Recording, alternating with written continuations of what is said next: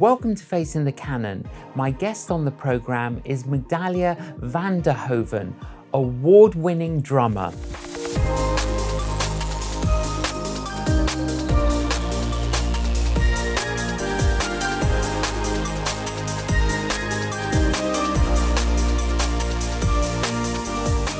Migdalia, welcome to Facing the Canon. Thank you for having me. I'm very honored to be here today. You are the first drummer I think I've ever had on the program. Amazing. I mean, what an honor, honestly. So you're a drummer and a percussionist. Just what's the difference between the two? Well, drummers is just like the drum kit. It's also considered percussion, but I mean, that's where the confusing bit is.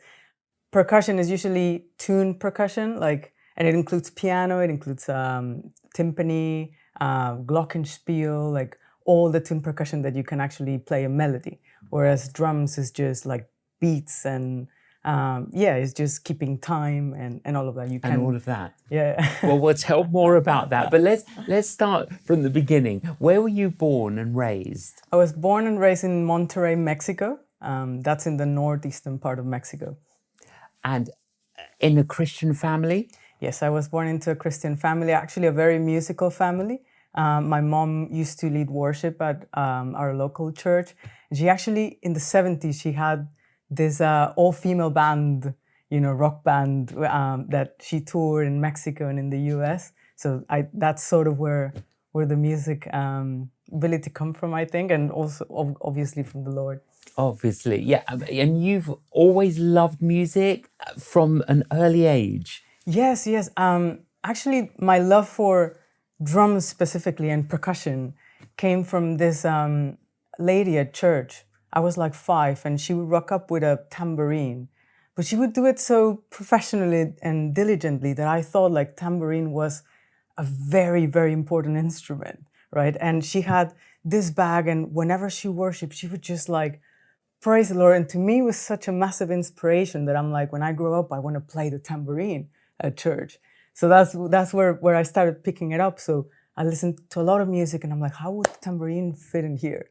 And that's how it developed into drum kit. It developed from there. Yeah. But then your mother kind of spotted that you had this ability of maybe tuning into the right music. And were you 8 when your mother invited you to play drums in church? Yeah. I was really young. And I mean, part of me, I'm super grateful, but I also, as a mom now, I'm like, what was she thinking? Like, it was amazing because she sort of spotted it when in Mexico we have a lot of parties and I would dance and like have a good rhythm. Sometimes with a tambourine, she would ask me to stand next to her just to keep time. And then she's like, you need to play percussion, so the drummer was a bit unreliable in our church. So one day he didn't rock up, and that was the last Sunday that he ever did it again.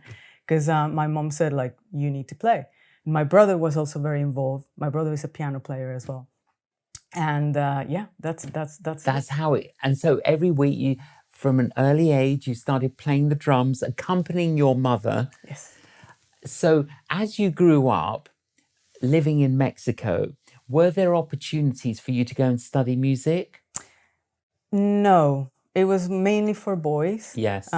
Because that's how I couldn't pursue like being a percussionist from early age, and I had to just stick mainly to drums. Now I do play percussion, but not like the proper training that you would get. Also in Mexico, it's not like here where you go through the grades and everything. It's a different system. But I did it through church. And I think it was the most amazing thing because obviously it has a purpose. It's the spiritual element that you put into music. And that makes my playing different. Yes. And it has a purpose. And to me, that's the most important thing. But when you left school, you didn't have that opportunity in Mexico. You ended up doing business first? Yes. I did business administration and marketing. And I actually played a lot of football. I love football. But then the music and sports, there was a time that I had to decide, and I said, well, music would last for longer. And also, that's where my heart is. So I started getting involved in a lot of productions at university. And when I graduated, I realized, I think I studied the wrong thing. Yeah. And then I went to Berklee College of Music in Boston, and just for a summer. And when I was there, I auditioned and I got in, which is really difficult to get in. And I'm like, wow. And I spoke to my parents and I'm like, we might have a bit of a situation here. But because they're musicians, they were like, this is amazing, and so you found your tribe, yeah, you? Exactly. I was like, this is great. Like, wow. I mean, I didn't even know that this was possible, especially from like in Mexico, living as an artist or as a musician or as a creative, like, is just nearly impossible. So just having that opportunity to do that actually, and to be there, I was I think one of 4 female percussionists that were in the program, and the only one international there. Yes. So I was so honored, and I actually did really well when I was there. Yeah, well, you obviously being in that environment and having this input, and you also met your husband there. Yes, yeah. So the Lord had a plan. I mean, that's really clear. And he's a musician. He's a musician. So our house is really musical, and his parents, his mom used to lead worship at their church as well. So they're like the families, even though he's South African and mine, they're Mexican, and they're literally at the opposite sides of the world. They're so similar. Now, he's from South Africa, you're from Mexico, and you ended up coming to England. How did that happen? Well, he was already working here, and then he went to the States to study. When we got engaged and we got married a year later, we were discussing, well, what's the best place for us as musicians and to settle, to form a family, and we actually chose the U.S. Initially. Yes, but it's very difficult. Like 2 people from 2 countries like living in a third one, trying to go to a fourth one, and then we did have the opportunity. We live in Los Angeles for a year, but I didn't feel like it was home, and we decided to come back to England. And now we're settled. We have a house, and we have two daughters, and they're studying here. So I think that the Lord had a plan for us to so be this here. is home now. Yes, and we're actually doing that. We're into music, and that's my full-time job, and his, and it's amazing. We're really grateful. So coming over to England, how did you what's the words I'm looking for, Migdalia? How did you break into the music scene? How did that happen? Well, it took a while because at the beginning we were still dealing with all the immigration things, and you have to pretty much have certain points and do have a full-time job. So I actually used my business degree in order to build all of that, all of those requirements. It has come useful. Yeah, of course. I mean, so what appeared as a diversion exactly was part of the journey. The plan, yeah. And he did he did actuarial, and he worked as that. Yes. So then we just spent the time that is required by law, and we managed to get our citizenship. And once that was settled, I thought, okay, this is my time to shine. And then COVID hit. Yes. And it was a good opportunity for me just to build all my portfolio, to put myself out there, to join and to meet people. And also because I haven't been able to do it for so long and had to do something else, I was passionate. I'm like, nobody's stopping me. And I was determined, and the Lord was with us and is with us. And he opened so many doors when things reopened, and I managed to get into jazz, into function, into West End tours, artists, like everything just so tell us, Migdalia, tell us some of the shows that you've performed in. So I've done Six the Musical, Operation Mincemeat. I don't know if you heard it. That's really fun. Yes. Little Shop of Horrors. I did tours. I've done West End. It seems that I do a lot of historical musicals. I work for the Royal Shakespeare Company. Yeah. I did one of the Kings as well, the productions. I've done new shows as well that are still sort of breaking in, but Yes. international tours, West End tours here in the UK. Yeah, it's been So quite a and journey. all kind of genres of All of them. music. Yeah, All yeah, of them. from electronic to like jazz and like really old sort of musical theater, like Sondheim. I've done orchestral. Sometimes I have to rock up and sight read, which is like, Yes. if you want adrenaline, that's it. That's you know? it. So give us a little bit of an insight, Migdalia, on what's life like for a professional drummer percussionist in terms of the rhythm of the day. Are you out every evening? Yeah, most of the time. Yeah. But it is lovely because you do a lot of different things. You meet a lot of people. It's always changing, but also it's very uncertain. So you have to be very patient and also trust that the Lord is going to provide opportunities. And it always ends up like being okay. But sometimes I have like 4 weeks free, and people are like, "Do you want to hang out?" And I'm like, "Yeah, but I might not. I might need to cancel because you never know what's going to come." And then suddenly someone contacts you, and then you're in a show, then it finishes, and then you're like playing in a food truck that actually pays more than the show. So it's always that balance of mixing and matching and always respecting the work, because in the end, it's work. And you might one night be playing the Albert Hall, and then the next day a jazz club in a basement, and because I had a journey where I couldn't do it for so long, I'm grateful for both. Yes. And I don't take it for granted at all. And, just the fact that I can sit behind a drum kit and actually do it and feel so happy and joyful about it, it's already a blessing. Yeah, absolutely. So how do you juggle doing your work with being a wife and being a mother to two young girls? How do you get the life-work balance? Well, I think it's both of us, my husband and myself, like just supporting each other. And I do think that it helps a lot that he's a musician, because he understands. Yes. So I also have like a community of other musicians that also have kids, and sometimes we help each other with childcare. And but for instance, I do have my own jazz quartet. So yes, so and your husband's in your quartet exactly. as well. So that's where it gets. I'm intrigued. I'm intrigued, Natalia. Did he have to audition to get in? Almost. No. We work as a team. Yeah, always. So tell us about your own quartet. What is that? So it's a jazz quartet. It's a jazz fusion quartet. He actually composes most of the songs. Yeah. And then I'm the face, and also do all the admin, get all the musicians. But it's really lovely because half of the quartet is already at home. So I know his availability. And I use Christian musicians as well. Yes. It is mostly instrumental music, complicated music that actually sounds easy, which is I think it's the main goal in a genre like jazz fusion.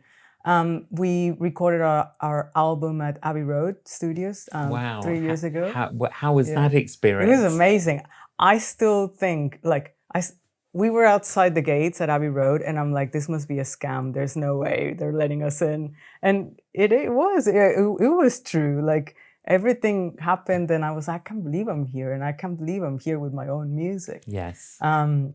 But yeah, what I was gonna say about childcare, like the only requirement is that we find someone to take care of the kids. Yes. That's when I say yes to the gig. And we've said yes to like 100%, because there's always someone that's willing to look after our kids. Yeah. So you do a whole variety of things. You're performing in West End productions. You also do a lot of church performing as well, and then you've got your quartet. So you're kind of juggling between them all, and endeavouring to be with your children as well. Yes. Yeah, sometimes they come with us, you know, and I think for them being in the environment and seeing us do that, it's amazing, because then they go to school and they brag and say that their mom is famous, and I'm like, no. It's like, my mom has a YouTube channel, and I'm like, okay. Yes, yeah. Or they get all the merchandise from the shows, and Yeah. you know, it's like they feel really proud. And I think I found my 7-year-old doing her homework, and she had our album playing, and that's what that was her inspiration for the day, our music, and just Yes. seeing us play. So it means a lot to them as well. And Of course. it's hard because, you know, you get that as a mom. I always get that guilt of being away, but I always try to leave everything ready, also use other people, and also balance it, because I cannot say yes to everything just to fulfill my own career. So my family comes first, and when I see that my kids need me, then my kids need me, and that's it. But the favor of God is on you, Migdalia, and you are gifted and anointed, and there's, you know, you are an award-winning drummer and percussionist, and I mean, even Mexico awarded you Woman of the Year. Yes. I mean, when you first heard about that, what did you feel? Oh, it was amazing. It was amazing. Just because a woman in the arts, and actually a drummer, you know, female drummer, winning an award like that. It was so funny that day, though, because they did say that they were going to announce the winners at certain time of the day. Obviously, there's a time difference, but I was counting every second, okay? So they were going to send an email, and I was just refreshing it. And my parents and my brother, they were in this call, and have you received anything? I'm like, no. So 5 minutes passed, and I'm like, oh, you know what? That's why I left. That's exactly why I left Mexico, blah, blah. I started with all the complaining, and then suddenly, ping, and I'm like, I won. And we were on the call, and we were like, oh, and my mom was crying, my dad as well, you know. And I was like, I take everything back. I love my country. Yes. I love everyone. Everybody's so fair. Thank you so much. And actually, they flew me, the whole family, to Monterey. It was actually, it's a national award, but it was in Monterey. So I'm like, perfect. So we made a little pit stop in Cancun for a few days, which was great. Oh, and then... but how encouraging and how affirming, and you know, to receive more than appreciation, isn't it? But it's to say that we value you, and we value the music that you're creating. No, it was an amazing feeling, and also it opens doors for more girls, and for girls, boys, anyone that wants to get into music, because we have great musicians in Mexico. We just don't have the platform. The platform. Yeah. What would you say, Migdalia, to anyone listening to our conversation now, young people who love music? What would your advice be to them? Consistency and purpose. If for instance, if you're gifted, even if you're not, if you do it, and if you put your mind into it and practice and are happy about it and want to express, you know, it's just that, like, like the process is not that difficult. Just a few minutes every day, and it will be there. Just like anything else, like a sport or studies or anything. Music is the same, but that extra joy and passion always helps. Always helps. Now, obviously, you are gifted. You have an anointing, but I'm assuming you also practice. I do. So, what would be your daily routine of practice? Well, when I'm not preparing for a show or anything else, I spend like half an hour. Sometimes I don't have a drum kit. Sometimes, you know, even in my head, I practice a few things. I visualize them. Air drumming is fantastic. You know, some people look at me funny, but I'm like, okay, whatever. listen to a lot of music. I think that's key, just listening. And when you're performing or when you're practicing or when you're listening to music, really listen. And yeah, if I have 5 minutes, if I have 10, if I have 1 hour, I'll take it. And I do have a drum kit at home. Otherwise, I take my sticks. Otherwise, I take my hands. Anything else. But when you were much younger, when you were at music college in America, the discipline of working, practicing, is essential to becoming good. Absolutely, absolutely. You have to spend hours. You have to spend hours. Yeah, hours, and both because drums is a very physical instrument. It's all about technique. So between studying and knowing the theory, and also the practical and the physical and the coordination, I had the time at the time. So they have the facilities. It was amazing, and I would spend 2 hours, 3 hours per day in a little room, just going on. Yeah. It just reminded me of a friend, Migdalia, called Tim Sayed.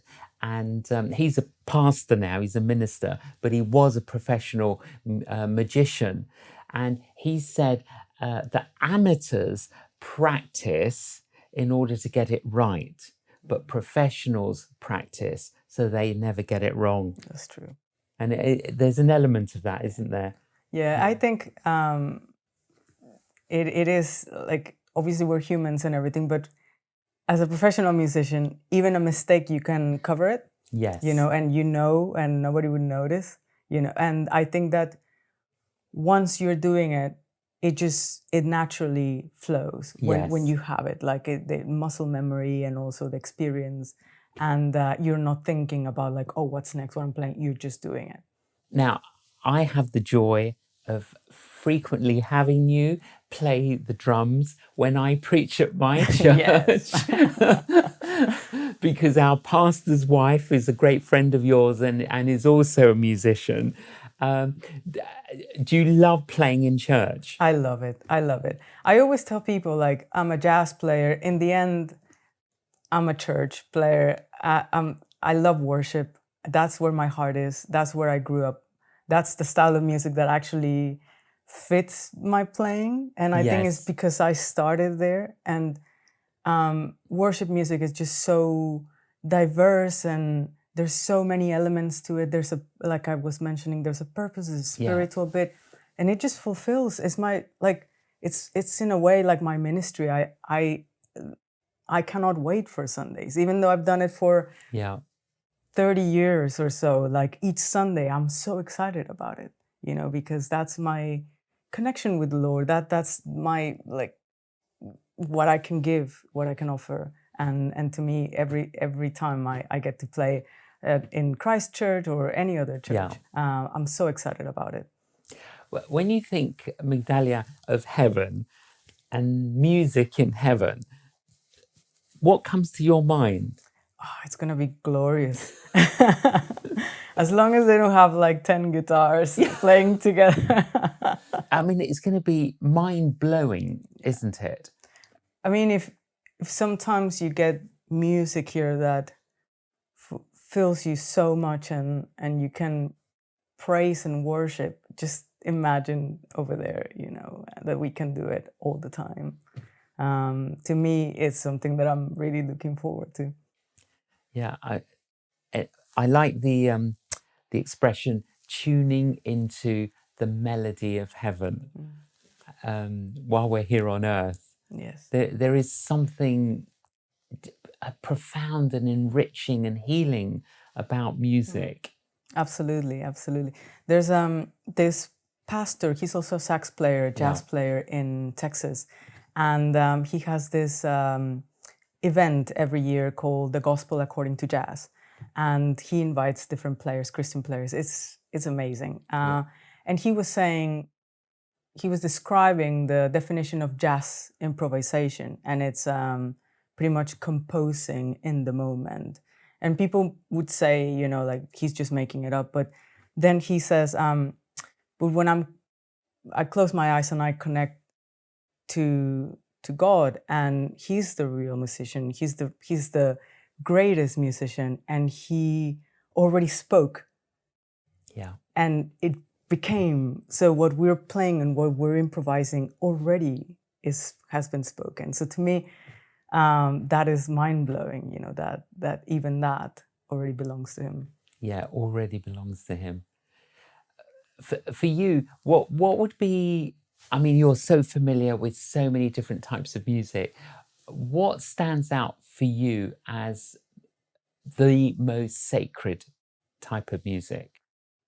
I think just worship in general. Worship, Yeah. irrespective of what it is. Yeah, I think so. Because as I said, it already has a purpose and it has a spiritual element to it. I know. Sometimes in the worship, I find, you know, I have to like close my eyes and just soak in it. Yeah. And absorb it like a sponge, isn't Yeah, it? yeah. And just let it wash into me. And for instance, for a drummer, like it's difficult that, for instance, when you play lots of hymns, let's say, and now that they're more making them more contemporary and like Yeah. more rocky and stuff, sometimes I'm like, I'm not doing that. No. I'm just respecting it. If it's organ, then it's just organ, because to me, I also have to know, you know, like what was the intention of that, and also I feel like it's part of the worship, you know. That Yeah, I agree. sometimes different instruments go into different genres and different songs, but I also love them. I love hymns, and there's, I mean, take, you know, Amazing Grace. It's a timeless hymn, isn't it? It's timeless, and you can just keep singing that one over and over again. In any version of it. In any version at all. Migdalia, for the future, what are your aspirations? Well, just to keep worshiping the Lord, to always have my heart in His Word, to guide my family as well, and just to be grateful for everything that He has given, and never lose that intention and also that joy of being able to be here and to be a daughter of the King. Wonderful. Migdalia, keep playing, keep making music, and keep coming to my church when I preach and play the drums. Absolutely. It's been a joy, Migdalia, to have you on Facing the Canon. Thank you for joining us. Oh, thank you so much for the invitation. I hope you enjoyed that conversation with Migdalia. I hope it's inspired you. And yes, let's all tune into the melody of heaven. Thank you for joining us on Facing the Canon. Please join us again.